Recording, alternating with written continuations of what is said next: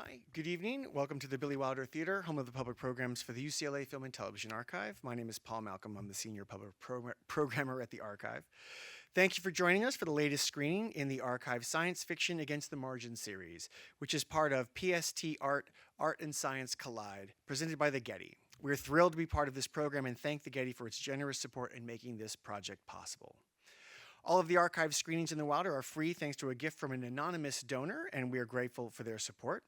We'd like to thank our community partners on tonight's screening, El Cine and the UCLA Chicano Studies Research Center. Great round of applause for those folks, community partners, and the anonymous donor. Thank you so much. So I also want to give many thanks to our colleagues in the UCLA School of Theater, Film, and Television who collaborated with us, not only in supporting this public program, but also the faculty who contributed to the forthcoming anthology of original scholarship accompanying this series. And a big thanks to the entire archive staff for all the work that they do to make our public programs a success. One more round of applause for those folks as well. Thank you. So we have a great show lined up for you tonight. Each in their own way, the films in tonight's program rework classic science fiction themes to explore the highly fraught relationship between technology, labor, and human identity as exacerbated by systems of political and economic power. We begin with the 2001 short Robots of Brixton, directed by Kibwe Tavares. That will be followed directly by Sleep Dealer from 2008, directed by Alex Rivera. And we will conclude the program with Advantageous from 2015, directed by Jennifer Phang. We're thrilled to have all three of the directors here with us tonight in person, so let's have a big round of applause for all three of the filmmakers.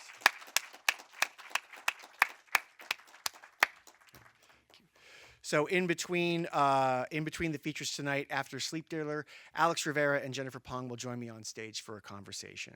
But right now, I'd like to introduce Kibwe Tavares. He is an award-winning filmmaker and architect known for his visually striking, immersive storytelling. With acclaimed works like The Kitchen and Robots of Brixton, Kibwe merges architecture, design, and filmmaking to explore complex worlds and human emotions.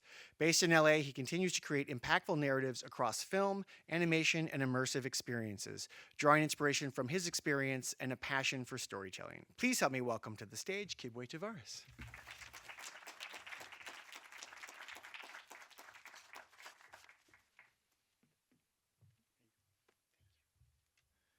Evening, everybody. Thank you so much for coming out Sunday night. I'm excited. Thank you for Paul and everyone at UCLA for inviting me here and getting a chance to screen this film. I made this film, I'm not going to talk too much about it. I made the film a long time ago, and I was exploring themes of like identity, race, otherness, and immigration. And on one hand, I'm sort of excited that, as a filmmaker, side of me is like excited that the film sort of still remains relevant. As a human, there's part of me that sort of wishes that the things we're talking about were kind of redundant. But with that, I'm going to just let you enjoy the film, and thank you for coming out, and thank you. Let me welcome our filmmakers to the stage. Jennifer Phang is a renowned filmmaker known for her impactful dramas and expansive world building across independent films and major studios like Disney, Marvel, and Amazon. Recently, she directed and co-executive produced Descendants: The Rise of Red, relaunching Disney's franchise with a vibrant new musical installment that topped the charts, accumulating 1.1 billion minutes watched in its premiere week. With a career-spanning award-winning features like Half-Life and Advantageous, and notable television projects like HBO's The Flight Attendant and Apple TV's Foundation, Phang continues to shape the landscape of genre storytelling. And now Alex Rivera is a filmmaker and 2021 MacArthur Fellow whose work explores themes of globalization, migration, and technology. His first feature film, Sleep Dealer, won multiple awards at the 2008 Sundance Film Festival and Berlin International Film Festival. Rivera's second feature, a documentary scripted hybrid, The Infiltrators, won the Next Audience Award and Innovator Award at the 2019 Sundance Film Festival. Rivera's work has been supported by the Ford Foundation, the Rauschenberg Foundation, the Open Society Institute, Creative Capital, and many others. He studied at Hampshire College and was Rothschild Lecturer at Harvard University and is currently an Associate Professor of Filmmaking Practice at ASU's Sidney Poitier New American Film School based in Los Angeles. Please help me welcome Alex and Jennifer to the stage. I forgot to mention at the beginning that Sleep Dealer was run on a 35 millimeter print from the Archive's own collection. That looked gorgeous. That was a really nice looking print, I thought. So since one of the goals, or I think the motivations of the curation behind the Science Fiction Against the Margin series was to really decenter the science fiction canon. and sort of like really, reveal like the breadth and depth of of so many different voices that have contributed to this genre. So I wanted to start with both of you, Alex and then Jennifer. Can you talk about, what does the genre itself, science fiction, mean to you as a storyteller? What draws you to that genre as a storyteller for this project or others? Yeah, well, thank you so much, and just thanks for opening this space. Thanks to the whole team for putting this together and for showing the film, bringing it out of the archives.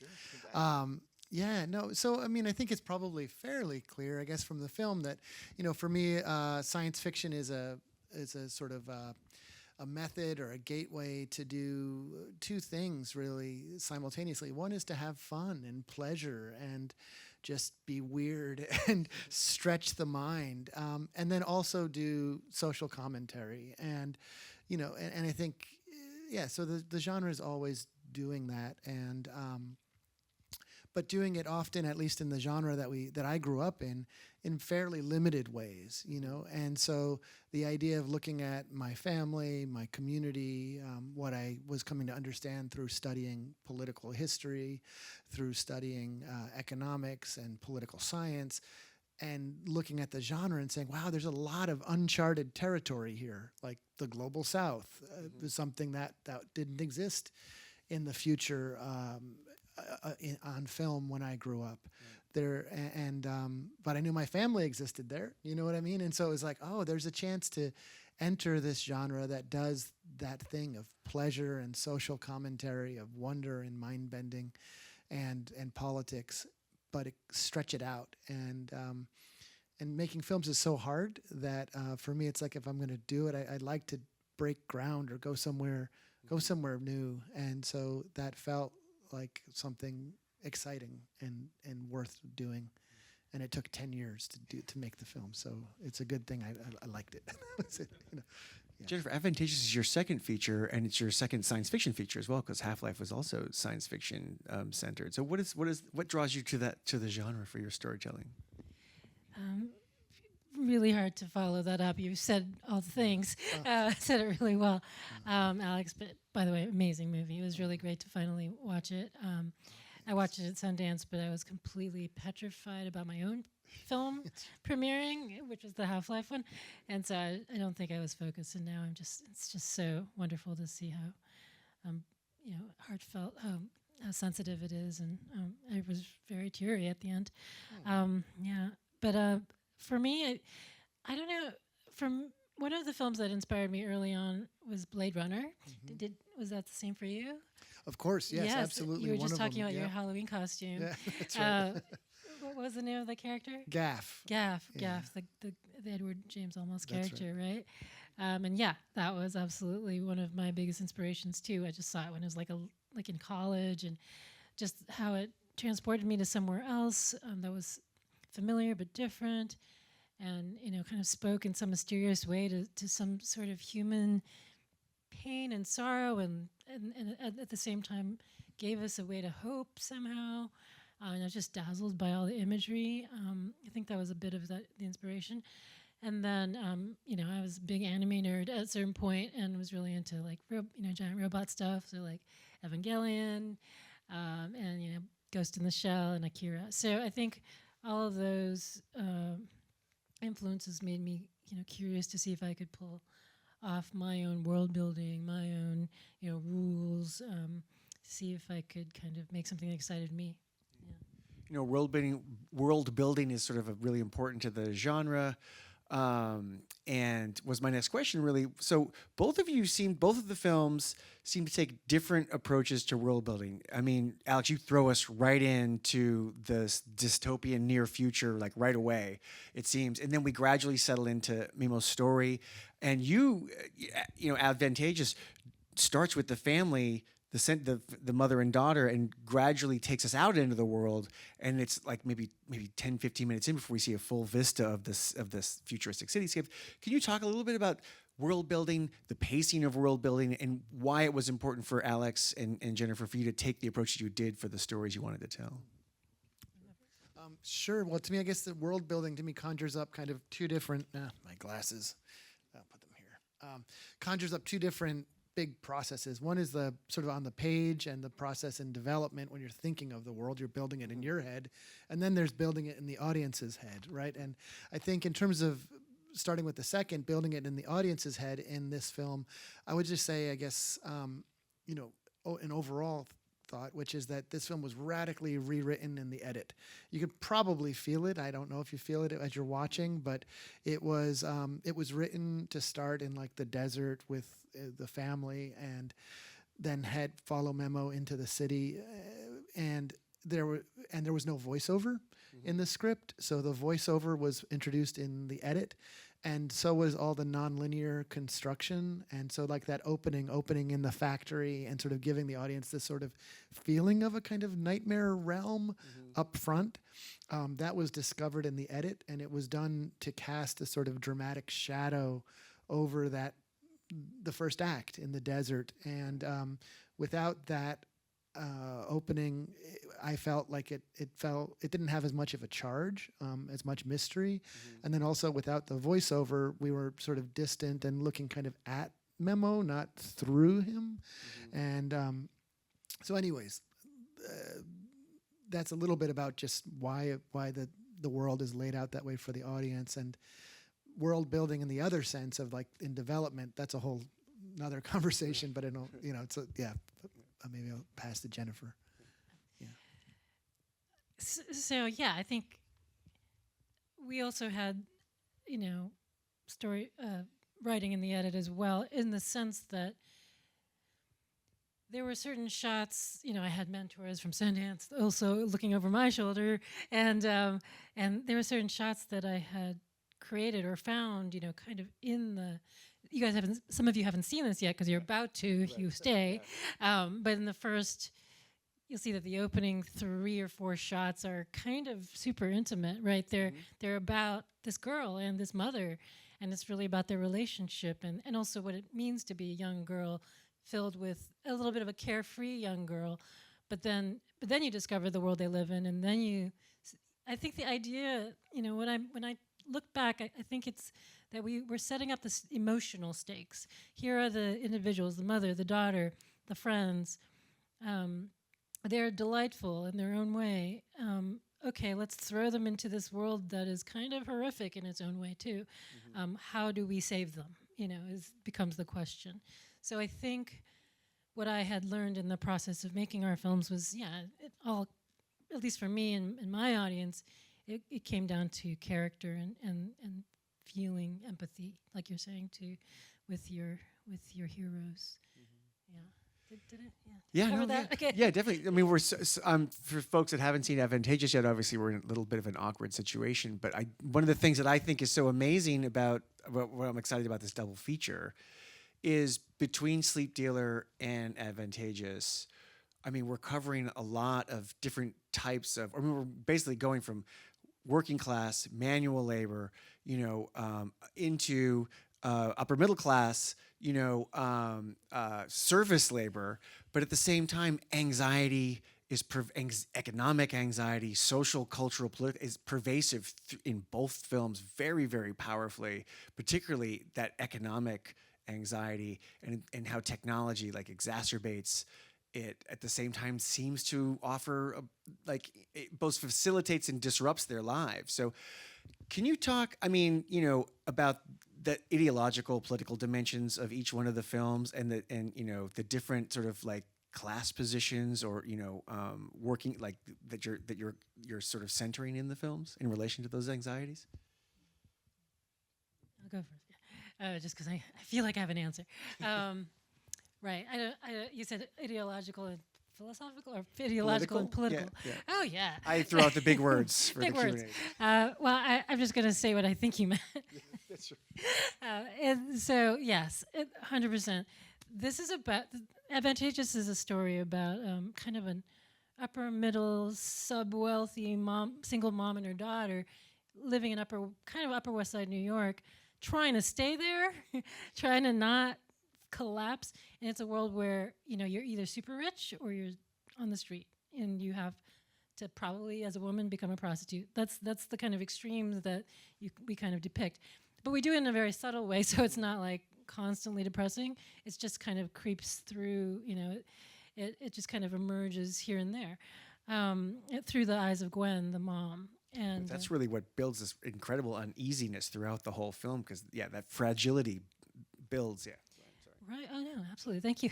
No, I mean, and Jacqueline, who co-wrote the script with me, I wrote the short version of it for our Future States anthology project through ITVS, and then Jacqueline came on to expand and star in she was in the short, and then we said, let's make this into a feature, and we just expanded upon it together. And I think we were both reflecting on, how stressful it was to be a woman even today, and especially a single woman who wasn't kind of buying into the kind of patriarchal ideal of creating a perfect nuclear family where somehow the economics will somehow work, or at least you could rely on your husband to make the economics work, and whatever dysfunction comes from that. Instead, we were positing a single mother who was attempting to make sure that her daughter did not fall through the cracks, and maintained and achieved, and get into the one prep school you have to get into in New York City or whatever city it is, or it's the end of the world for your daughter. And I had figured that out. I had figured out this theme because I was riding the H train, living in New York City, traveling between the Upper West Side, or going to Whole Foods, at 59th Street, and then living in Washington Heights, right? And so traveling that up and down, watching the mothers come in and out with their kids. There was the Jewish moms, there was the Caucasian moms, there was Dominican moms, and their stress levels were the same, but some had more freedom than others. Some moms were just don't die, and other moms were just look at this book, look at that cool thing, let's talk about whatever, let's talk about Aristotle, and that difference in availability towards their children really stressed me out, because I was like, am I going to have a child? How could I do this? As a filmmaker? What? As an independent filmmaker who survives on grants? What? And so it really became okay, let me really take a long look at what my mother did for me as an immigrant, as someone who was, traumatized from the Vietnam War, my father who was, lived under the colonization of both Japan and England and Britain, and their whole family. And so I came to a full appreciation of how stressful it was to be a parent, and decided to make a movie around it. Yeah.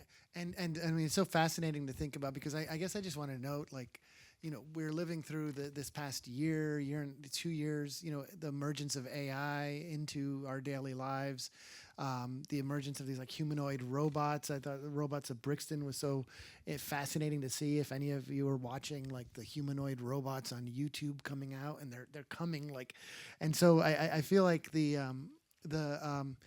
need for this kind of science fiction to reflect on all of these different types of experiences, to look at the single mother on the Upper West Side and these kinds of questions, and the migrant worker in the global South, and. I mean, we just need to have these types of independent science fictions helping us have a system of myths, and helping us have a system of a constellation of ways to think about what we're living through, because it's very deep. We're living through a very rapid and profound social disruption right now that is the velocity of it is stunning, and we need stories that are thoughtful to help us navigate it. And so anyways, I just think it's so cool to have this space, and we need more of it. It's urgent right now.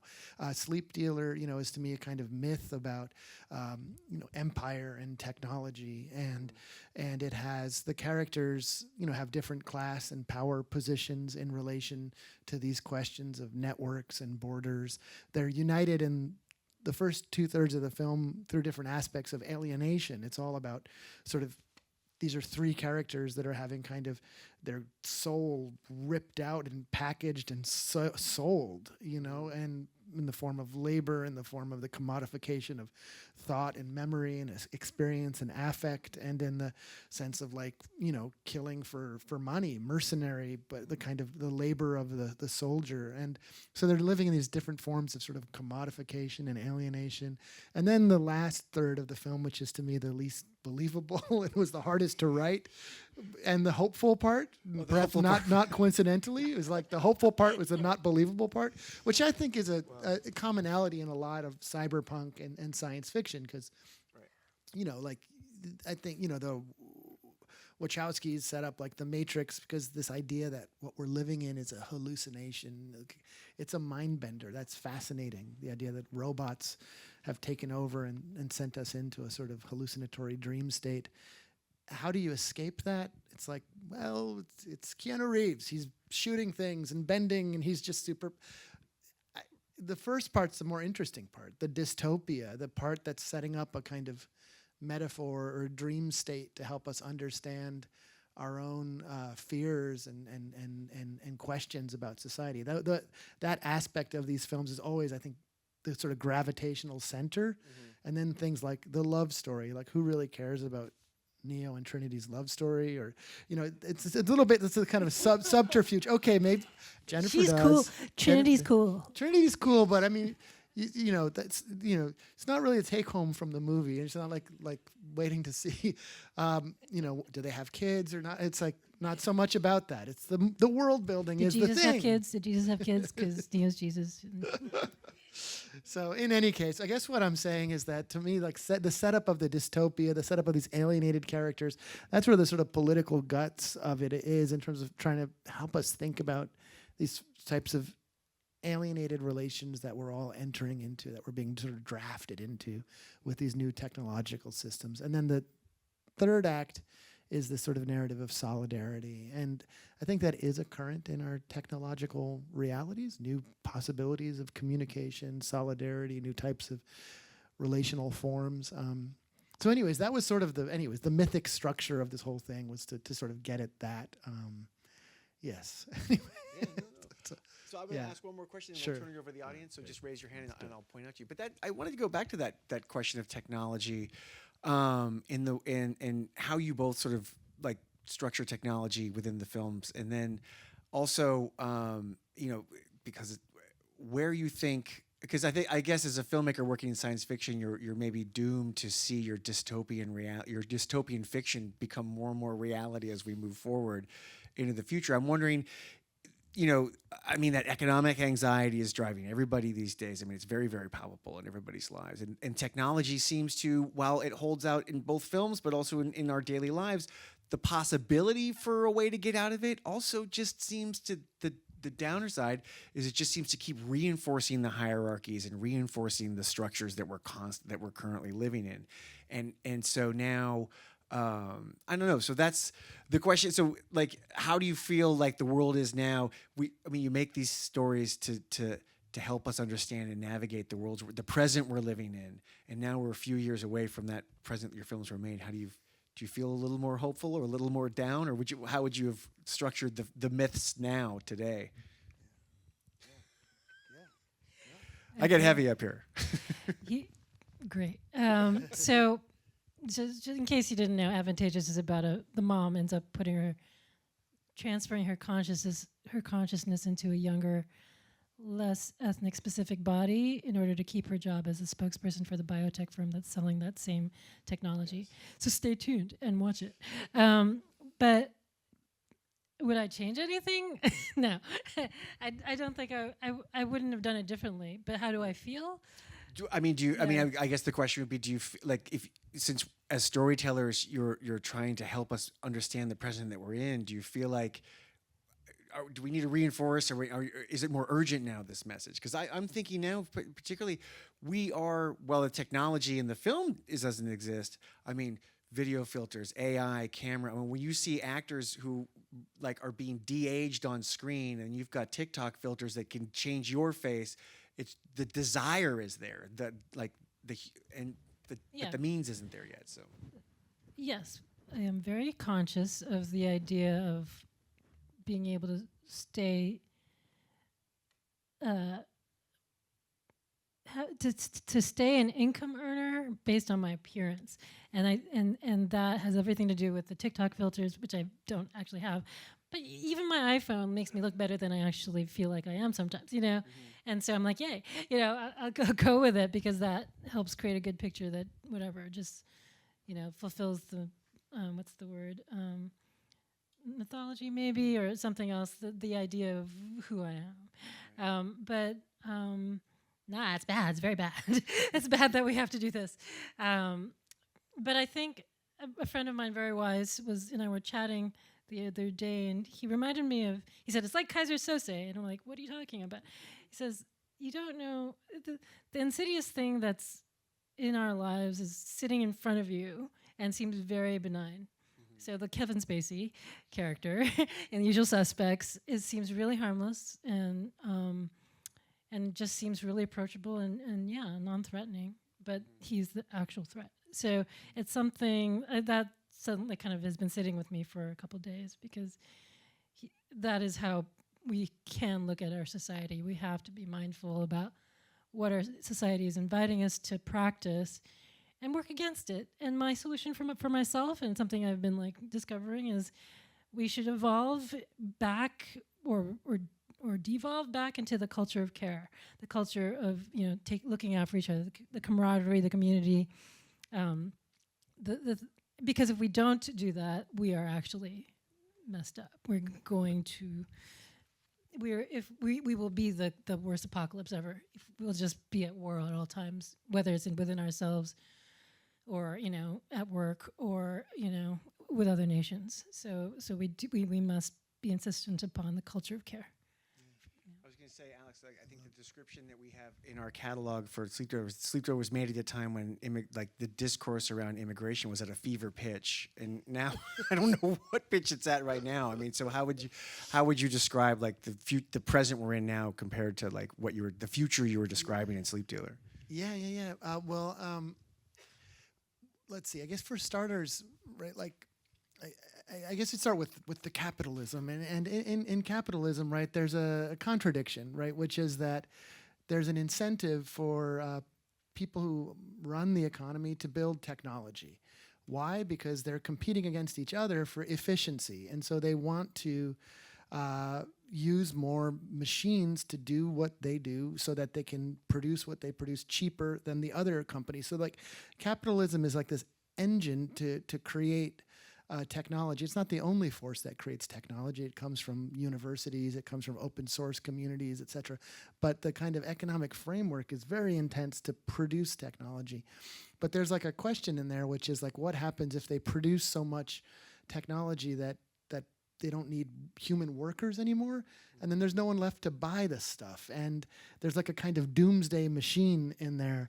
And Sleep Dealer was made at a moment when the machines were pretty advanced. You could see the robots coming, but right back then I couldn't really believe the AI was coming, you know, and so that's why you have this like human, like ghost in the machine. There's like the human laborer who enters the robot body to administer labor. But now we're at the edge, and I really believe it, of machines that will be autonomous or powered by AI that can do all this stuff. And that doomsday circuit, I think it's upon us. It's coming. The circuit at which technological capitalism can do so much that the sort of labor relations that we've all been inside for a couple hundred years now sort of come into crisis. And I think that's fascinating. And it's a battlefield. It could lead to techno-feudalism. I think that's the most likely thing, that we will have like just deeper concentrations of wealth and power and sort of, you know, contours of horror emanating from that. Very possible.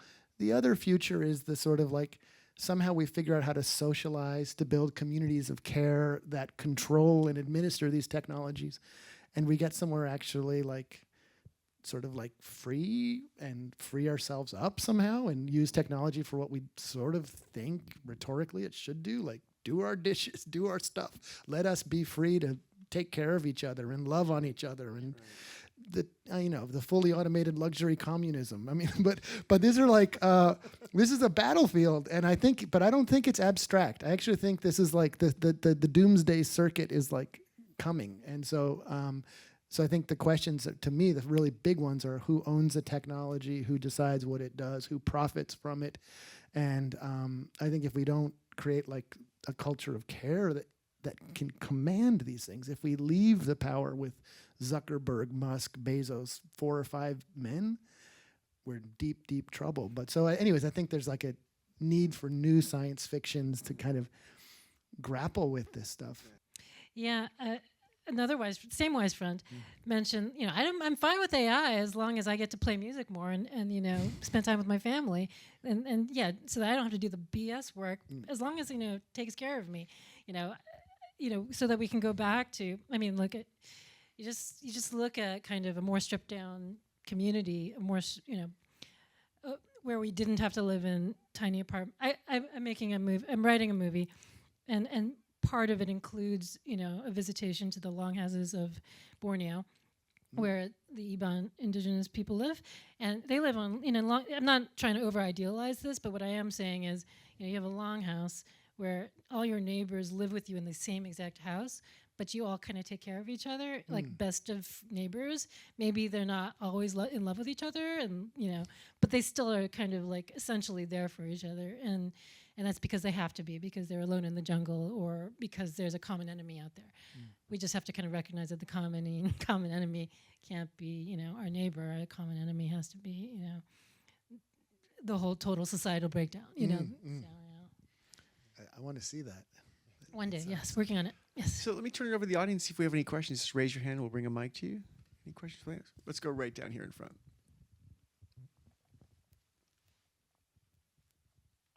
Oh, all the way down here, right.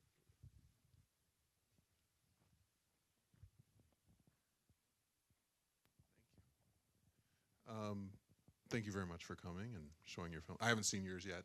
I'm looking forward to it. This was amazing. I've been waiting to see this for years.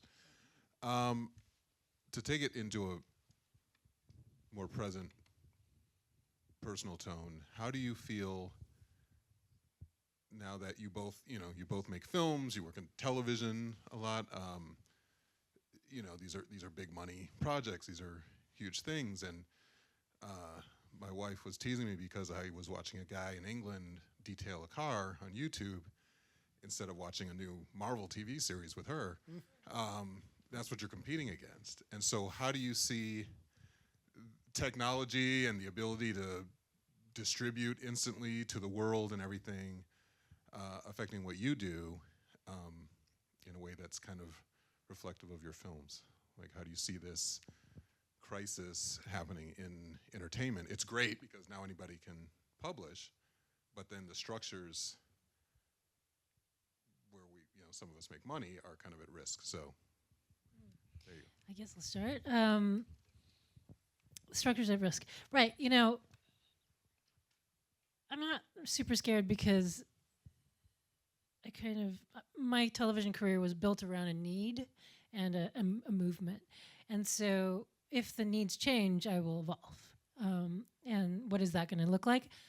I can't be like 100% sure, but what we talked about at dinner was I am going to be focusing on feature films again, just like what you're going to be watching. It is about those kinds of stories being necessary now more than ever, and also having their place. I wasn't sure when you mentioned competition. Were you saying that Marvel was competing against the YouTube, or more just okay? Like now, it used to be you put something on television, you compete with anything in that time slot. Yeah. Yet I find myself watching so much more than I ever have, and so maybe that's a sickness of my own. But I'm not worried that there's going to be too much television anymore because there's a major contraction happening, and so in a sense, like hopefully there'll be a lot of good television soon, but I have no idea if that's true. I don't know. I think it's really just like I personally just respond to the needs and try to bend my abilities and understandings and passions around those needs. Yeah, and it's hard to know what's happening. It's so chaotic and dynamic and complex. But like I think about one of the things that gives me solace in terms of thinking about like will films still get made 10 years from now or 20 years from now, or do films matter anymore? Is the fact that theater programs still exist, where people learn to write plays and actors learn to act on a stage, even though we're 120 years into the evolution of cinema, and people still write novels, even though, we've had all these other forms. So I think film will survive and still matter as a form for a long time, but it's definitely, obviously, the ecosystem is changing. And to your point, like, there's all these new ways that people are consuming images, and there is competition there, for better or worse. There's also the kind of death squid amoeba grabbing the whole planet. Like, images are spreading everywhere. So there's more channels that every consumer is picking between, but there's more people who can watch images, right? Like, now it's like 2 billion people with smartphones. It's not, that number is not going to go backwards. I think it's going to go forward. So we'll have eventually 3 billion people with smartphones. And so then you'll have more and more people watching. So more and more sources of images, more and more ways to watch. With AI, you'll have the ability for films to be translated into hundreds of languages, so that a process of kind of disseminating a film that, would have had a certain cost 10 years ago, 10 years from now will be much lower. So it's like, the pie's getting cut into smaller slices, but the pie's kind of growing at the same time. These things are super complex, and I think there's just understanding the raw facts of what are happening, and then there's dissecting the questions of power and who's winning and who's losing, and these are very complicated questions. But I think film will have a place to play, and I think it's a powerful form, the 90-minute, the 2-hour story with a beginning, middle, and end, and it is like derived from the theater, which has had a couple thousand years of success. So I'm feeling good about it enduring. Well, I mean, I would just throw out there and sort of also try to bring it back to the films, is that while there may be a proliferation of media and things to watch and things to see, it creates a more mediated experience where we're connecting with the technology more than we're connecting with people. I mean, like, I'm going to make a pitch for movie theaters where we can come and connect as people here. And in Sleep Dealer and in Advantageous, like, a lot of the interactions with the characters and people in positions of power, their bosses, like, or other people, is mediated through technology. And it's like why it's so beautiful. Like, the opening shot of your film, which you'll see shortly, is absolutely beautiful, extraordinarily liberating, because it's just humans just being human in this, and it's somewhat ironic because the backdrop is sort of corporate building, but then again, those human kinds of connections are what become so much more essential. And as storytellers, you want to, and then to be able to interact with, if you're not even in the theater, there's people watching the film can interact with each other once they get a chance. It's the human connection that the storytelling allows, it seems. I hope we don't lose. Yeah. You made me think of 2 things. Okay, the first thing was that shot which opens the movie after the credits, I think. I don't remember it anymore, but with the girls dancing, that it's the behind the scenes crisis was that we were stealing that shot, and it's the World Trade Center, tower. One of them, not the Freedom Tower, but a World Trade Center building, and we thought we had a permit to go shoot that, but apparently not for that specific spot. And so we had to steal it, and we got scared. They were coming after us, threatening to take away that shot. And so it was just the love of the craft that made us insist and fight against the authority figures that were really scary and yelling at everybody. I forgot my other point. Oh, yeah, I'll remember later.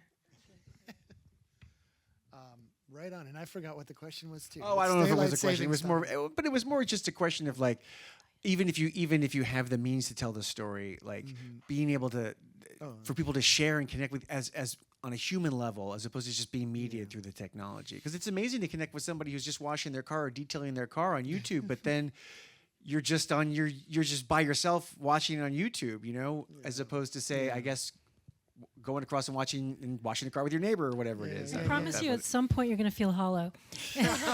and I say that because I think I was super into the Marvel stuff, and then I felt hollow because I realized the same story was being told to me again and again in different colors. And we all and there was a Marvel burnout, and they admittedly had a Marvel burnout. And so what it is do you have something new to say in a unique way? And if so, perhaps people will actually pay attention because it'll, grab them. Yeah. And I think there's honestly, I think we just, in our society, I hate to say it again, but we just need more time for these conversations, because I think that this technology has come on so fast that we haven't had a time to talk to each other socially about what do we want from it. And I think when we watch images, there's sadness. I think a lot of people watch images as a sort of anesthesia to escape from lives that are maybe not fulfilling, or social relations that are not fulfilling. And, and we should have more fulfilling social relations. Like with that should be a thing. And you know what I mean? But that's not all images aren't like that. There are images that are also create solidarity, that create community, that create critical thought, and what do we want from our images? I grew up watching my parents watch 4 hours of TV a night. They came home from work and watched TV. When I was a teenager, I remember looking at them being like, I am not going to be like that. Because I was 16 years old, feeling, hormones and nature. And I want to live, not watch TV. And now I get on my phone, you have been on the phone for 7 hours a day. I've been defeated. I have 0 TV and 7 hours of phone. They found me. They got me. You know what I mean? And how do we get in control of this stuff? And to me, it's just, big, I don't know, you know what I mean? Got to blow up that dam. There you go. It's the only reason to put a dam in a movie is to blow it up.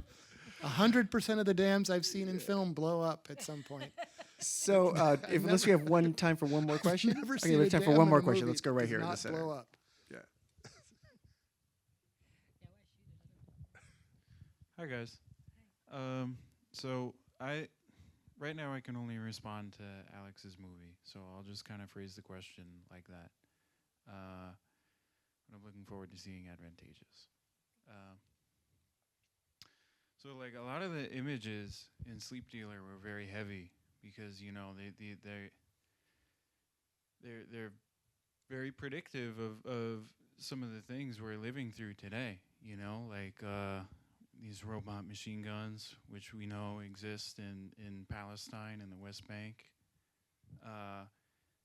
We see this like proliferation of technology, like to the addiction we have to our cell phones and media.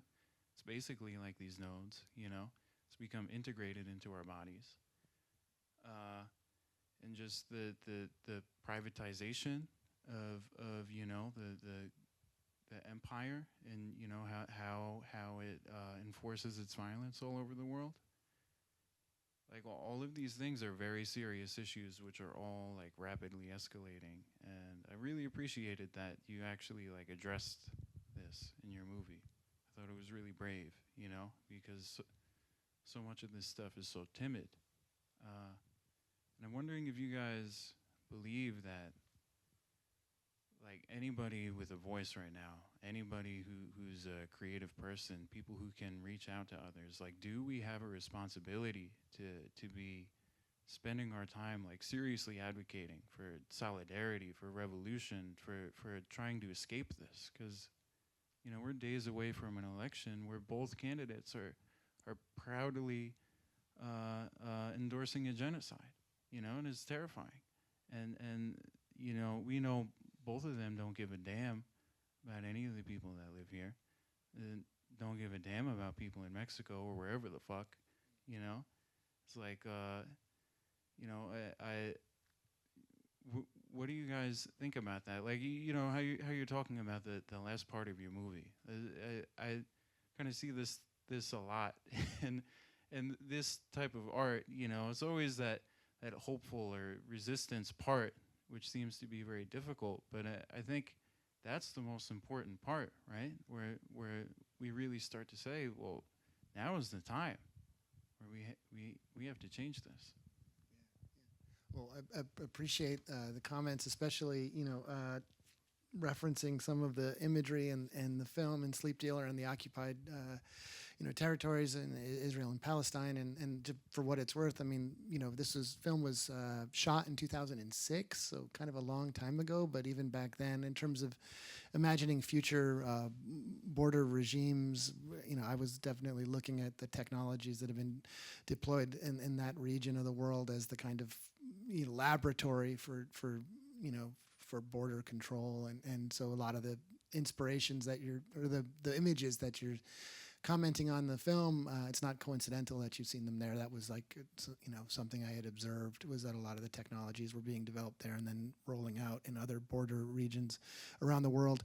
Regarding the question of like responsibility, I guess I personally wouldn't frame it that way, just because I don't feel like casting that onto somebody else. But in terms of casting it onto myself, I mean, I feel like 100% that we're living in like times of extraordinary crisis, and so and it's also just fascinating. It's not like I think if we enter art making out of a sense of sort of burden or responsibility or have to save the world, it's kind of hard to make the art, because the art has to sing and dance and be weird and wonderful, or else no one wants to watch it. So you have to kind of enter it through like circuits of pleasure, but also I think, hopefully, at least for me, I try to observe reality and with a tenderness towards all people of the world. I agree, I think one of the candidates has a little more tenderness towards humanity than the other, but this is a polling site right here, by the way, so I'm not sure what's allowed to be said and what's not. So I'll just leave it right there. At 7, so Polls we're good. close at 7. All right, so anyways, we've got but basically, I just try to approach the work out of a sense of love towards people, radiates from like the knowledge I have from my family, but out and from there, and that if you love and kind of care about people broadly, and then think about power and violence and empire and the stuff that we see, out comes anger, out comes critique, out comes all this other stuff. And so, yeah, but I think to turn it into art, you have to run through pleasure and wonder, and so this is it. I mean, I think it's like I respect the work of people who become lawyers and activists and doctors and everything, but if you're going to do political film, you have to kind of like find what that is for you. What's that weird chemistry between the art side and the social critique, the responsibility, the grounding, the anger, all of that. And I don't think there's a single way. Two of the projects are in my mind. The one I told you about with the Longhouse, and there's another project that's a biopic, but it does talk about some version of restorative justice / healing around a genocide, where it's a genocide of the past, and how are we reconciling with it now, and it actually ends up, being like students from one part of the world and students from another part of the world connecting and looking each other in the face and actually talking about what happened in the past and why. And it's a beautiful thing, a beautiful part of the story. So I think all this is to say that by putting on screen, in our third acts often, models of community, of finding community in spite of the pain, in spite of the depression, in spite of the fear or the bias that we've lived with, or unconscious bias or inherited trauma, we still find a way to connect, and we have that faith in each other, or we show a story where people find that faith in each other eventually. That gives the viewer some hope. And the reason I think it works is because, I've seen, whether it's phone banking or whether it's, walking marches or whether it's, taking part of protests, you see what it feels like when you're looking into a stranger's eyes and you kind of believe the same thing.